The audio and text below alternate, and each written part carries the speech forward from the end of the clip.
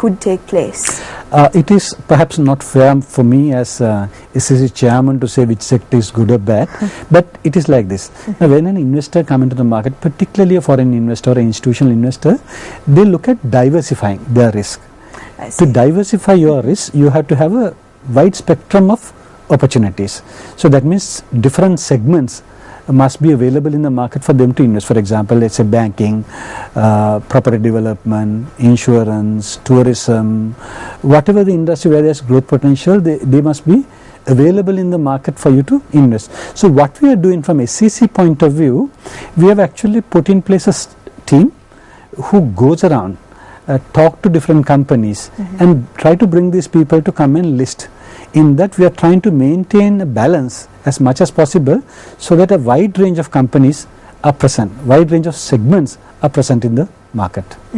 But on that note, now the show Going Public actually encourages people, gives out the right information from experts who come on the show and share their views, and other companies who have come in and spoken about their experiences listing on the Colombo Stock Exchange and how it has made them even more successful than they thought they could be. But for anyone who's watching who maybe hasn't seen the show yet, can you tell us what are the actual advantages of listing on the Colombo Stock Exchange?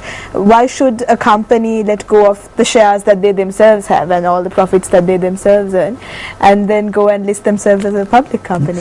See, what happens is, let's look at the journey of any company. Most of the companies start by an individual or a group of people or a couple of friends as a partnership or whatever. You start small, you start growing.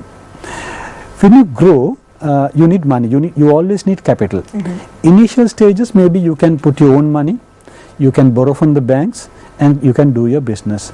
But when a company becomes really big, when it has opportunities to expand, suddenly you find you come across limitations in raising capital, because the capital requirement now is not what you used to have, it's huge.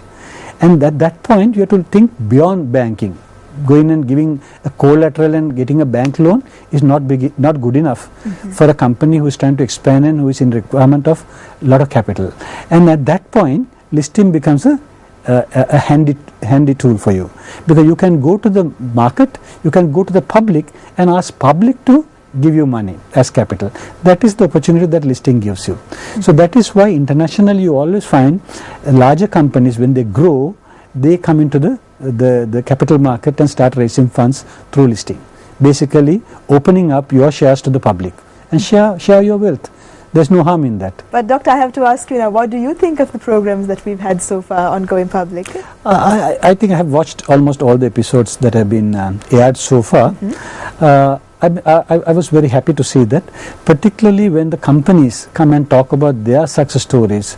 They're genuinely talking about what they experience, and I myself was very happy to hear their stories. And you can see many companies who came to the market, sometimes initially little reluctantly, not knowing what they are stepping into, have found that is extremely good way to one, raise capital, secondly to build a real partnership with the public. And most of those companies who came and spoke, those who watched the program would have seen, they say we want to do it more. We want to list more companies, and this is the way for us to grow.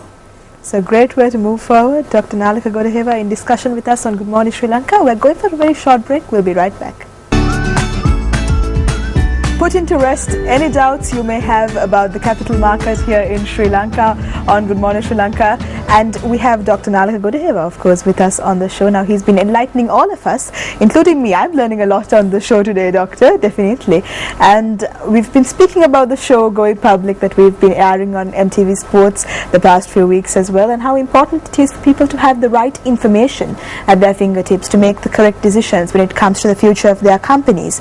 But although the literacy rate of Sri Lanka is very high, we sometimes find that the financial literacy among Sri Lankan citizens may be a bit on the poor side of the spectrum. So what do you think about this, and how can this be improved?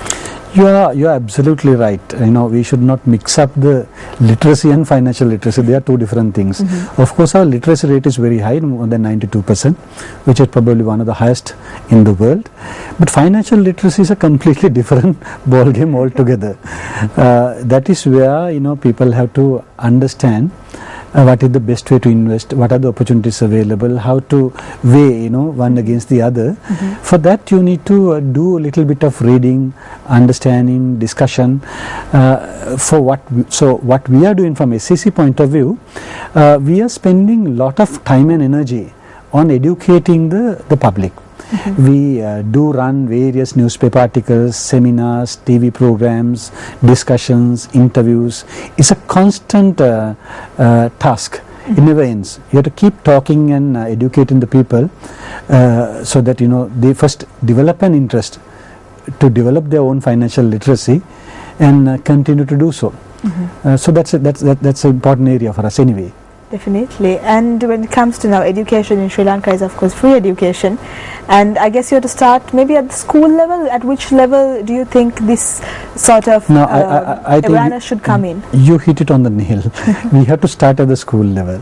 And if you really look at the type of work we have been doing in the education area, that is where we have started.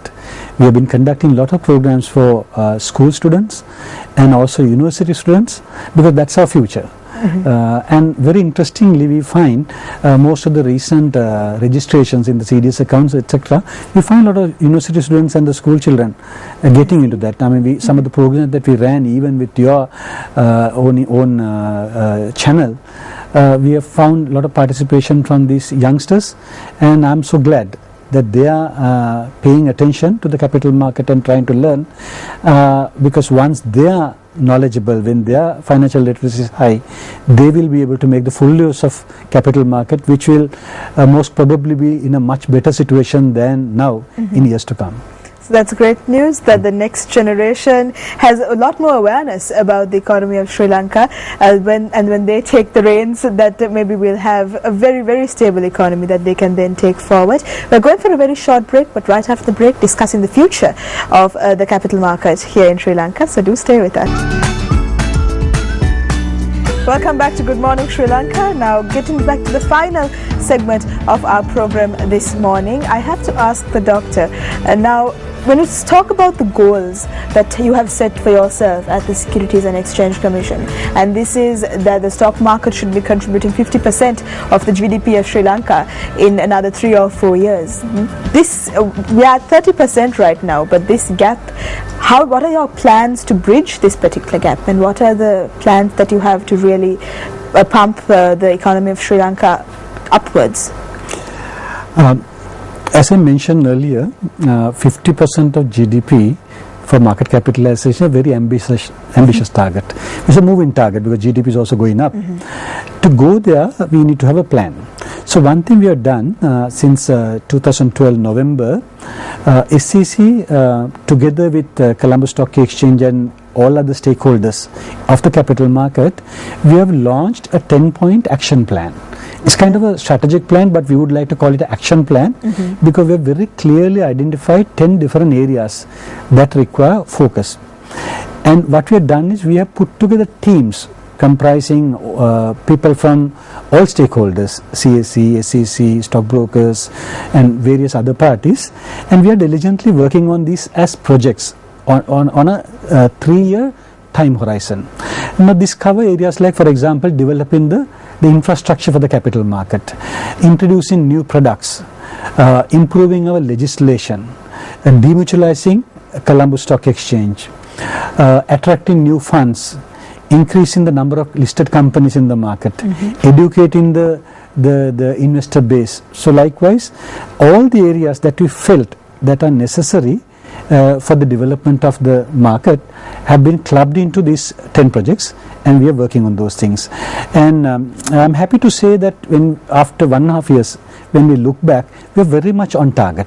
In fact, at least 1 or 2 projects are already completed. Others are also as per the timelines that we set. So in 3 years time, if we can complete these 10 projects, we will be very much there. We will have basically laid the foundation for us to take on the challenge from there onwards. But what are the challenges that you're facing when it comes to developing this capital market? Now, we spoke earlier about the financial literacy and how that rate is quite poor in Sri Lanka, but I'm sure there are other challenges as well when it comes to this task. Well, let me give you one of the key challenges is the infrastructure. As I mentioned, if you look at the time before the war until 2009, for almost 15-20 years, very little investment was done in developing the infrastructure. In early 90s, Sri Lanka's stock market was technologically ahead of even India or some of the regional countries. But when it came to 2009, we were way behind all those regional counterparts because they invested, they developed, and we didn't. Obviously because the market was stagnant. Now we need to catch up.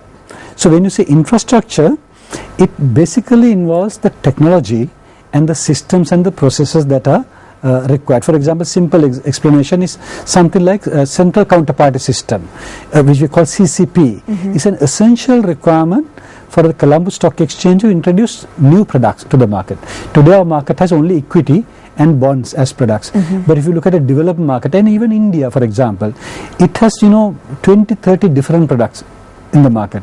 You may have heard of things like futures, derivatives, options. These terminology we can only talk about, we cannot operate them here because we don't have the basic infrastructure that are required. So we need to introduce those things. To introduce, it takes time.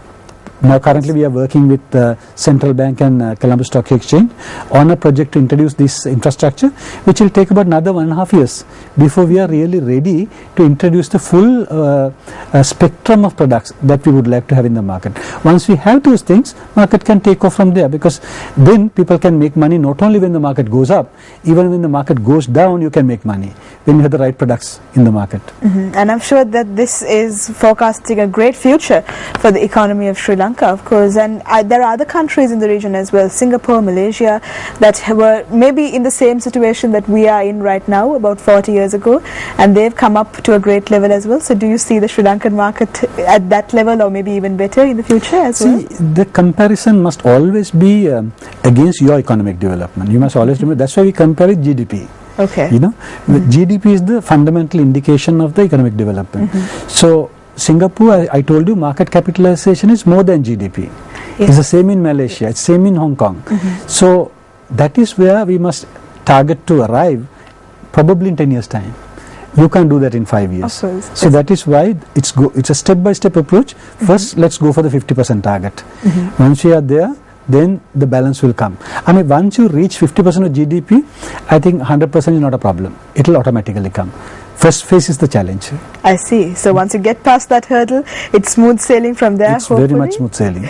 And Dr. Godaheva, you will be on Going Public, which will be happening, which will be shown this Sunday at 8 p.m. on MTV Sports. So I'm looking forward to that segment as well. And if anyone tunes in, what are the sort of insights that you'll be sharing with them on the show? I think they are calling me last. The best for the last. I think most probably it will be kind of a summarization of what happened, and whatever the interviewer wants to ask.